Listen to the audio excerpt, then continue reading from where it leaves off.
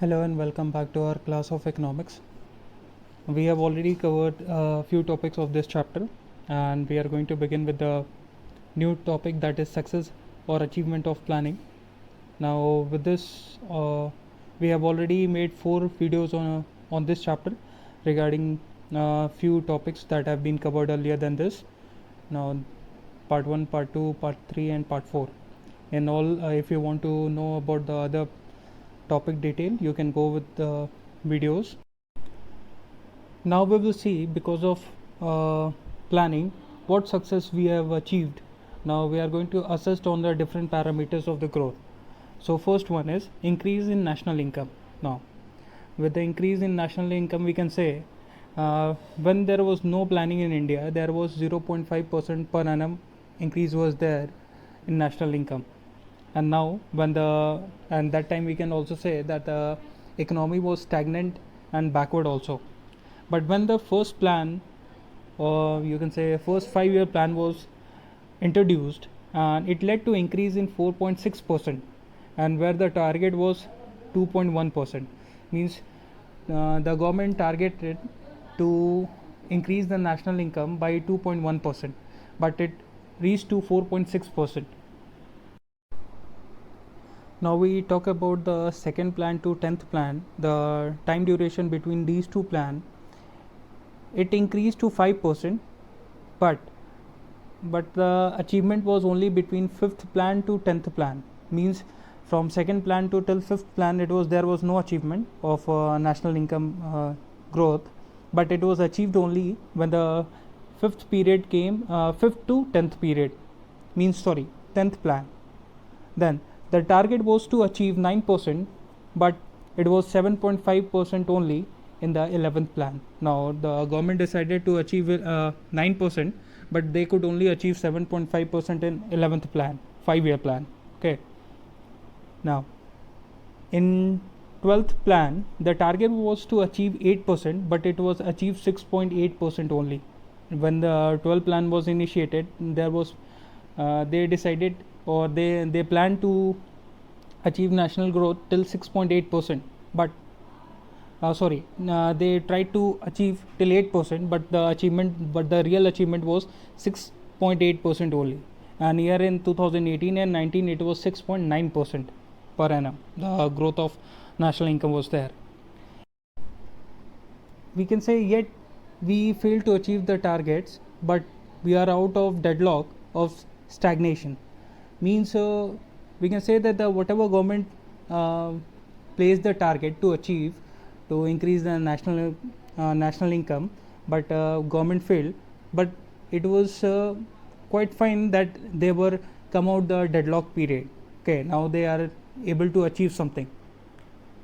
So now we talk about the second point, increase in per capita income. There is a significant rise in per capita income. Now how you can find the per capita income? That is the total income upon total population of the country. Then you can find the per capita income. And we can say before the planning, means before 5-year plan was introduced, the per capita income was notional. You can say it was very less, or it was nothing at that time. During the first plan, growth rate was just 2.7%, but it picked up later on. Okay, but we can say that the growth plan, whatever the growth has to be taken in the country to come out from the stagnation period, that was 2.7% only, but later on it picked up. So during the 11th plan, recorded the growth of 6% per annum. So our growth plan was achieving faster now. So you can see the 6% per annum growth was there. Now 12th growth rate was 5.5% per annum, and in year 2017 and 18, then 2018-19 rate was 5.7% and 5.6%. So we can say that in the 12th growth plan, there was 5.5% per annum increase was there, but in year 2017 and 18 it was 5.7%, and in 2018 and 19 it was 5.6 per annum growth was there. Now we talk about the third point, that is rise in saving and investment. Now we can see that during 5-year plan there have been a considerable rise in saving and investment rate. Now we can see this by the following observations. First one, in 1950 to 1951, saving was 9.5% of national income. So 9.5% of national income was done as in saving. Okay, by the end of 11th plan of 2011 and 2012, it was 31.3%, means saving increased to 31.3%, and in 2017-18 it was 30.5%. so not very big difference, but it is still from, you can see in the year of 1950 to 1951 until now 2017 and 18, there is much difference between them, that is of almost 21%, 20% you can say. So likewise investment increased to increasement increased from 9.3% to 32.3% in 2017 and 18. So this also we can take from the year 1950, investment was 9.3%, and after that it increased to 32.3%. so there is a much difference from that time to right now time, we can say the present time. Okay, so now fourth point, institutional and technical change in agriculture. Now 5-year plan worked for the development of agriculture in two ways. First one, land reforms, and through improvement in technology. So now we see what reforms were included in land reform. First one, abolition of intermediate, means people those who work between the link between the government and the farmers, that have been cleared out, means they have been removed. Now there is now they can directly, farmers can interrelate with the government places, like you can see right now. Earlier people used to sell their crops to other person or to merchant, those who are linked between the government and the farmers. Now these have been removed. Now the government have opened their own shops, and their farmer can go and directly they can sell their crops to the government. Now then moderation and regulation of rent. Now there has been moderation and regulation of rent. Now the people, like you can say, the interest and all have been calculated. Now ceiling on land holding and redistribution of land. So now we can see that the whatever lands were here and there that was fragmented, now they have been all sealed up together, and now the distribution have been made very proper. And optimizing holding size, means during that time, before, you can say, at the time of independence, people were having mainly zamindar were having huge amount of land, and that have been accumulated from them, and that was redistributed among the farmers. Now each and everybody in villages having the equal size of land, so that they can do the farming. Then improvement by technology, means using defined or you can say refined machine. Okay, and uses of HYV seeds and chemical fertilizer, pesticides and all.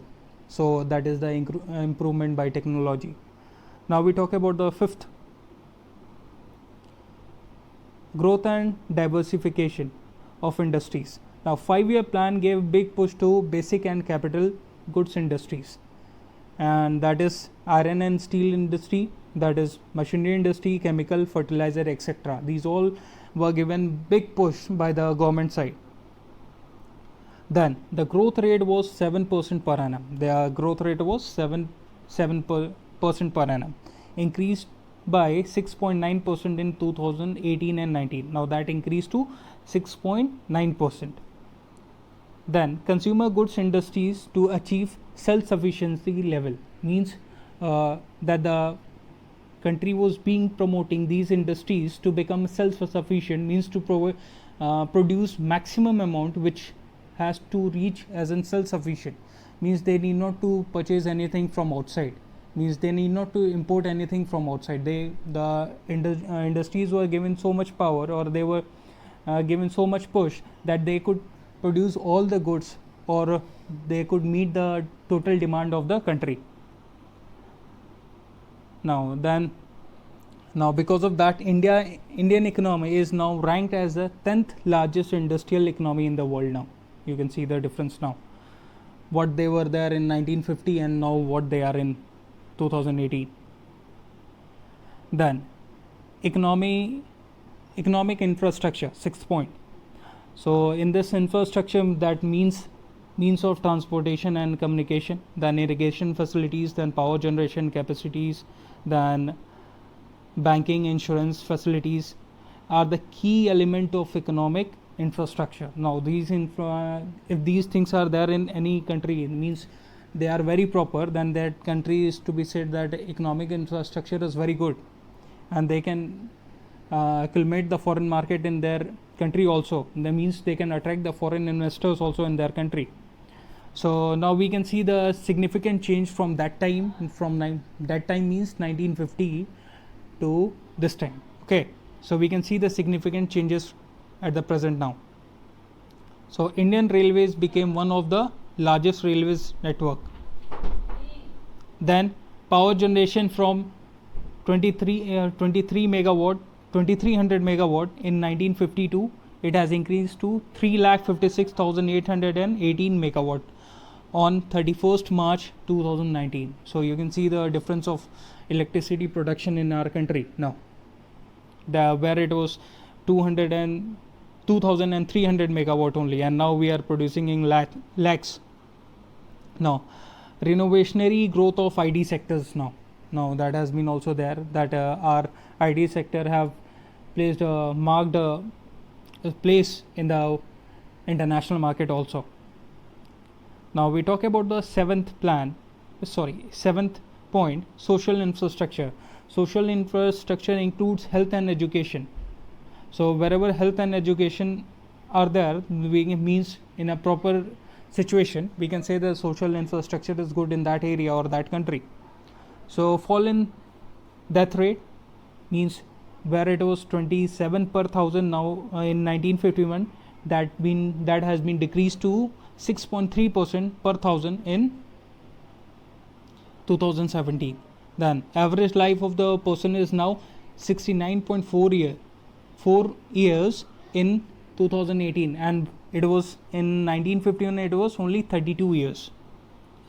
And the student number of students have been also increased to threefold, means the number have been increased to 3 times now, and college students number also have increased by 5 times now from 1951. Means if we compare the data of students and college students, that all have increased now, means a student increased by 3 times, and number of students increased by 3 times, and college students number increased by 5 times now.